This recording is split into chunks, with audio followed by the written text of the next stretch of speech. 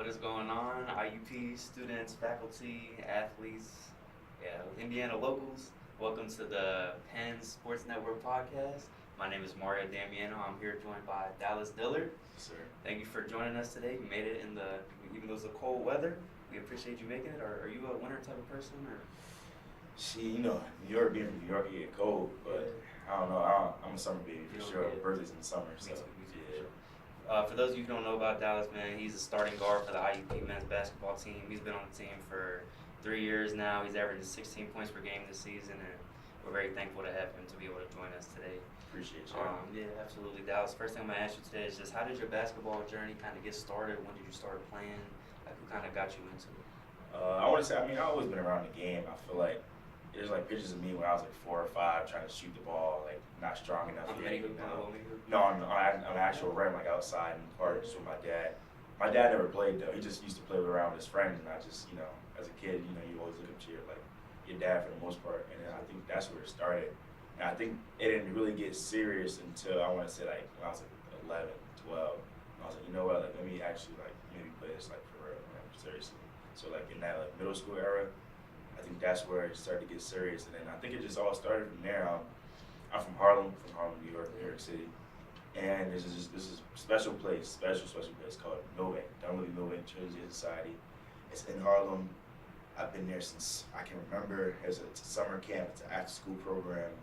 It's a Saturdays program with Eddie Britt. It's you name it, they got it. And I think just I grew up there, and I tried every sport when I was there. I think I just fell in love with basketball the most, and there was just so many good role models that we'll get into later that just helped me down the road for sure. You said you tried some other sports. If you didn't play basketball, what sport do you think you played?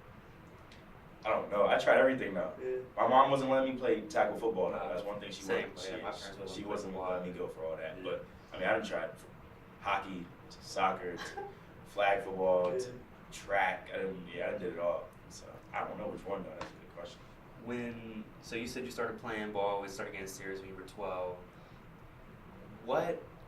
What was it like when you started out in high school? Did you go straight to varsity, or did you start on JV? How did that kind of work for you? And where did you go to high school?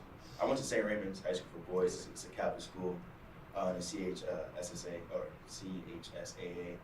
It's a really competitive league. It's probably one of the best leagues at the time, and still now. Yeah. So St. Raymond's has always been a premier school in New York, and I played my freshman year. I played just regular freshman. We went undefeated. I actually think freshman team? Yeah, I think 32-0, something like that. Won the state championship and all that. And then my sophomore year, I got moved up to varsity. Didn't really play much, and I had like a really just jump in just ability, height. A little bit stronger in my junior year. Then I played more, started more. And then sadly, I didn't get to play my senior year because of COVID. But that breakout year from my sophomore year to junior year really what showed me that I could probably potentially play this at the next level.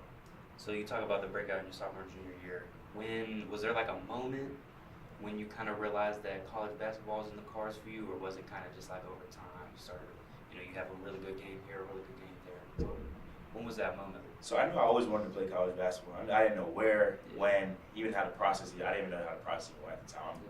Probably 14, 15 at the time, so I had no idea how it went. But going into that junior season, I didn't really know what to expect. I didn't play my sophomore year again, like it was really minor minutes. And then Gary Grant, one of our senior guards at the time, he had got injured. And we needed somebody, and New York basketball was really positionless, so they needed somebody to just play the 4-man in the 3 spot-ish. And we were all guards at the time, so I stepped up, and I got to start a couple games thanks to my head coach, Jorge Lopez, who I thank to this day for everything he's done. And I just showed that I could just play with those guys that were already just used to playing.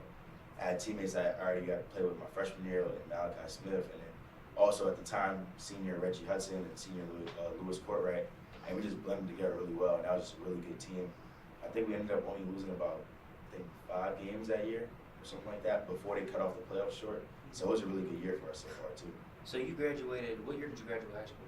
21. 21. Okay. So that's it's interesting you say that. So you played on the freshman team. You were a freshman, and then you were a sophomore. You were on varsity, but you didn't get that many minutes. And then your senior year got cut short because of COVID. So that junior year, obviously you don't ever want to see somebody get injured. But if it weren't for that injury, you might have never seen your chances. Is You ever kind of process that or think about that? Yeah, I think like you never prey on somebody's downfall for any injuries like that, and it's crazy because I was in a similar situation when I came here, and we'll get into that about my freshman year with that happening too. But it was crazy because then it was like now I think it's God's timing or it's divine timing on just now. I think like God is giving you the keys to be like you're ready, use your God-given abilities, and just see where it takes you. And I think that's what happened my junior year for sure. The opportunity. Yeah. So then, so you high school gets cut short because of COVID, and then you end up at IUP. How did that happen? Did you reach out to them? Did they reach out to you? So this is where the story gets crazy. I think it's crazy because you never know until you talk to somebody how they get to where they get to. For sure. I wasn't I wasn't the fastest, the strongest kid.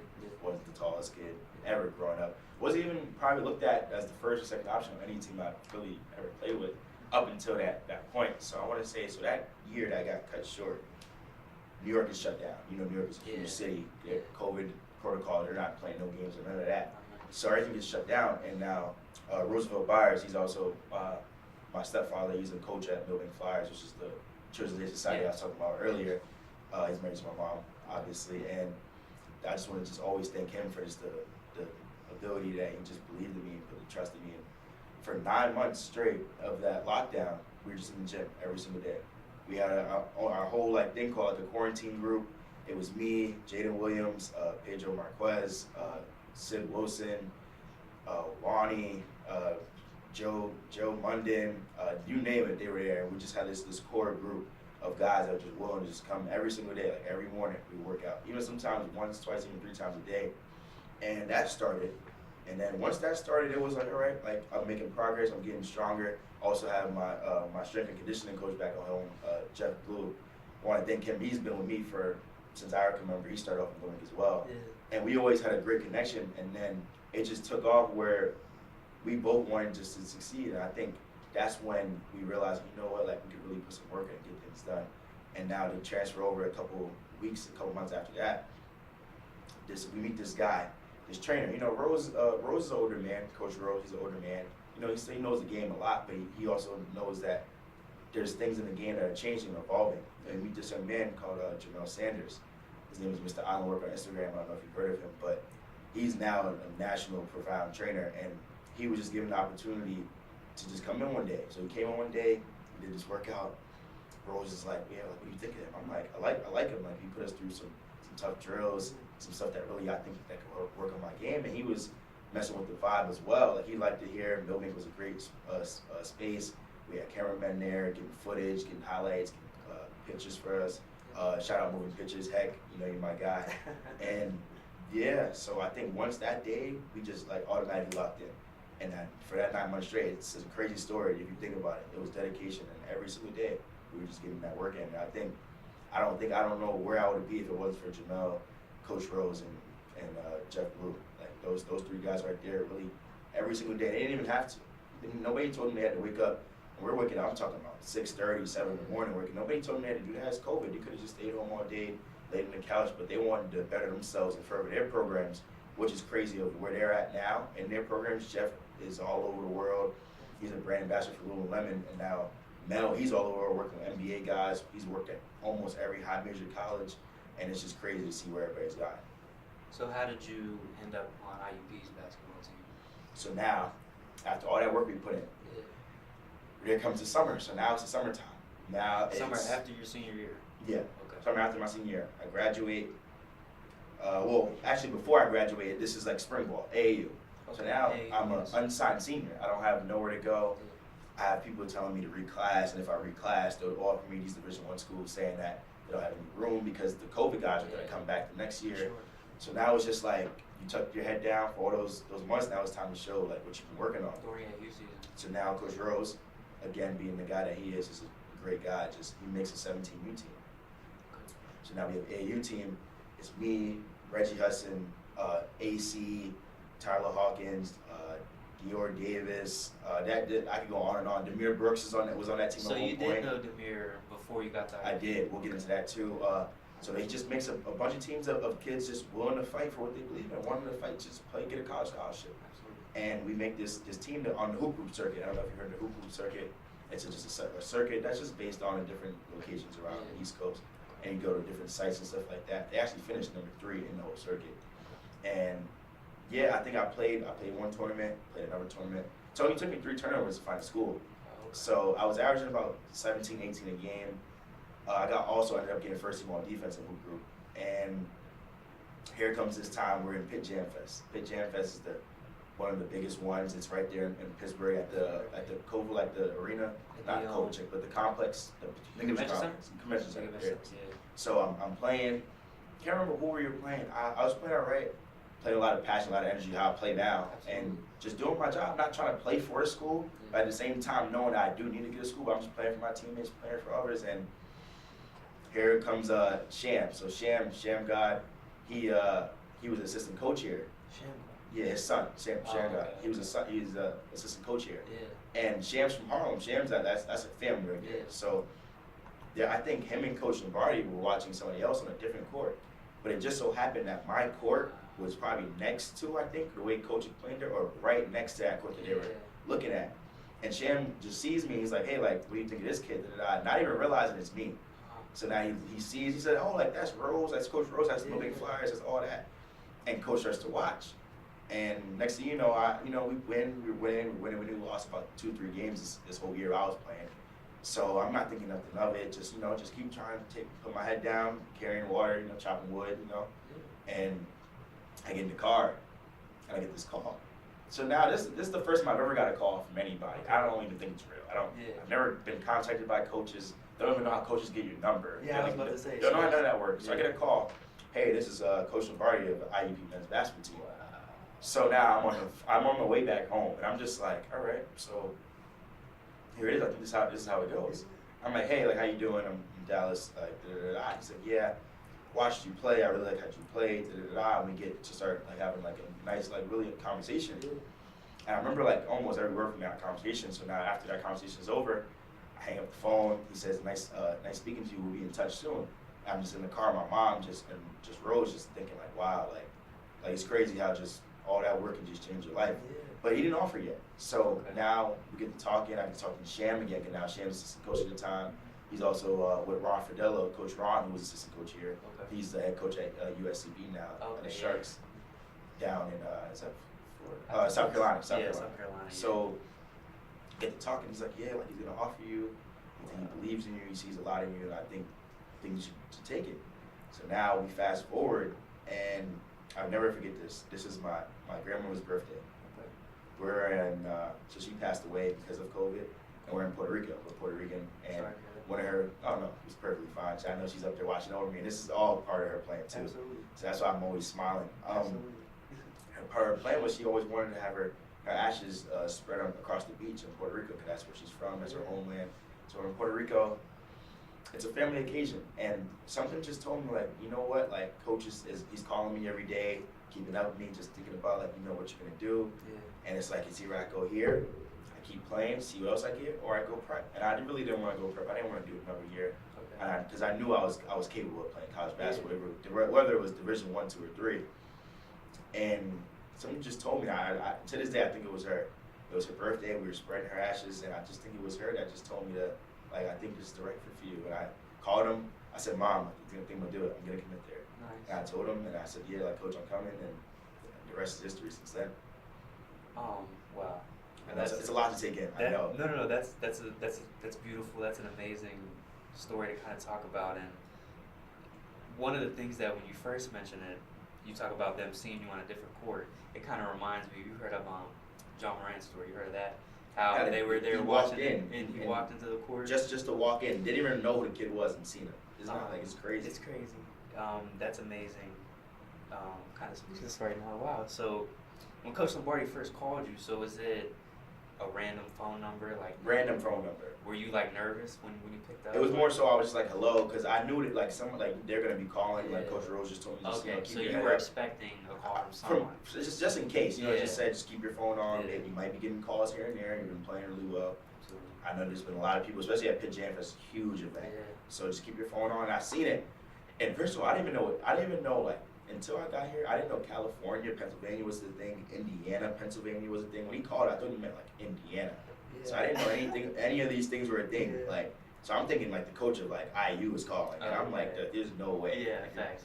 Did a little bit of research. Sham also spoke to me. They told me like it's a great Division II school, and I was like, yeah, like I think I want to be all in. Like I believe in the people there. I believed in coach. And I just believed in just the guys who were like leading me towards going there. For real. So then you end up at IUP, and your freshman year was 2021-22 season. Yes, sir. What did you have like a welcome to? You know how they say like welcome to the league moment. Did I you have one of those, and what was sure. it? What was it? As bad as I don't want to say it, Armani Foster gave me my moment. Okay. It's crazy. Yeah. Armani was just here last game. Yeah. Shout out Armani. Yeah, it wasn't in pickup. It was when we started actually So practicing. practice. Yeah, Okay. he was just strong, bigger, 6'4", strong. For sure. Couldn't really do much with him. That was my welcome, like yeah, welcome to college. Like this is the real deal. These are grown men you got to play with over here. So you got to step it up, or you ain't gonna play here. Because it's like this ain't no slouch here, and that's what I took it for. For those that don't know, Armani Foster played at IUP 2 years ago. He transferred to Division I Buffalo, so he's definitely a really Player of the year. Yeah, for sure. Yeah, All-American too. Mm-hmm. So then your freshman year, you had that welcome to the league moment. And then you start off and you're playing 20, 25 minutes a game, and then you start. Well, let's bring it back. First, Okay. I don't know if a lot of people remember, I didn't play the first six games of the season. So you didn't even I was play a the first redshirt. six. So you were going to redshirt. I was going to redshirt, which is Okay. why I was telling you about how everything happens for a reason. Absolutely. Even though we never play anybody's downfall for injuries, Yeah. but we're over here averaging about 110 a game. So Shondell got hurt. Averaging Is like that what it 110 a was? game in the first Yeah. 6 games. Blowing teams out the water. Like nothing's even close. Absolutely. Then we're playing at Westchester. Goes on a fast break and he comes down and just says like his knees locked up. Like Shondell it was Jones. just Shondell Jones, his knees just locked up. It was like he couldn't walk. We had to carry him off the court. And and then we win that game. Go back home. I get a call from Monty and Dave. Like the coach is asking us about you. Like he's about to lift your redshirt. He thinks you're ready to go. And he asked us, "What do you think?" And we said like, "You're ready to go." So he's gonna call you. He calls me about 10 minutes, 15 minutes later. Like, hey, I just want you to come to the office for a meeting tomorrow. Come in the office for a meeting. He tells me like, I don't know if you're ready or not, but Armani and Dave are vouching for you, and we're gonna take the regular redshirt off and try to see you play some minutes. So then like now you go back into what you were saying. And then now, so you're starting now, and then you go from redshirting, maybe not playing all season, to now you're on a national level in the national tournament. What was that adjustment like for you? So slowly getting to my feet wet. First 2-3 games I was playing 20, 25 Yeah. minutes a game, nothing too crazy. Then I just made this leap where it was like it showed that I should be a starter. Absolutely. And I started starting, and me and Coach like Kyle Post, shout out Kyle, he's at USB with Coach Ron too. Yeah, We like interchange here and there. Okay. And then it was after a point in a while I did take the starting position, which was nothing like we were interchangeable at the time. Kyle's a great player. Yeah. And I think I was just living in the moment. Like looking back now, I kind of am starstruck. Like like who was this freshman? Because Coach, another thing that you might not know, like the tradition here is he doesn't really play freshmen. Yeah. Like it's not really big for him to play true freshmen at that. Yeah. I'm feet wet. This 18-year-old kid just walked in the door. 4 months ago. You weren't even offered. Yeah. 4 months ago, I was just 17 years old. I just turned 18. Just literally just walked in the door. Yeah. And I think in the moment, I was just literally just like, I'm gonna do whatever the team needs, and I'm just playing basketball. Like I'm just here playing basketball. Whatever Armani, Dave, Ethan Porterfield, Tom Waslyman, Tommy DeMargeronis, whatever those guys needed, I'm just here just to fill in that missing blank and whatever they needed for that given night. I think I just lived in the moment. I think looking back, it's like really like wow. But in the moment, it was just like I'm just playing basketball for the team I love. And you talk about just playing basketball, so now let's jump forward to this season. You're averaging 16.4 points per game, increase of 11 from last year, which you also take a lot more shots this year. You didn't take many shots last year. So how does that mindset kind of help you as you step into more of a scorer role, which you haven't been in at your time at IUP? I think it just comes with every dog having his turn. You know, my freshman year, I'm still learning the game, still learning the system. And you've always played your role to the best of your ability. Don't get it twisted, right? For sure. I'm not saying that. Oh no, we didn't know. Yeah, for sure. Because but whatever now the team needs. You step into the scorer's role. So like I said, just every dog has his day. I think my freshman year, still learning the system, still learning even coach's trust. Sure. First of all, For sure. that's number one. We have Armani Foster, Dave Morris, these guys who are already stamped and solidified. You know, Shondell Jones is a solidified guy, Ethan Porterfield. So I'm just from freshman year, just getting my feet wet, doing whatever like the team needs me to do. Still scoring about five-ish points, and then averaging about 5 a game.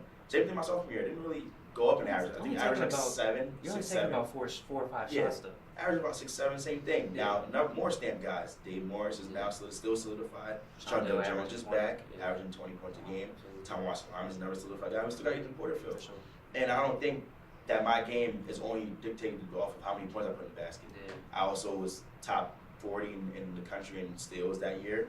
I also was, if they had a first team all defense, I'm pretty sure I'll be on it.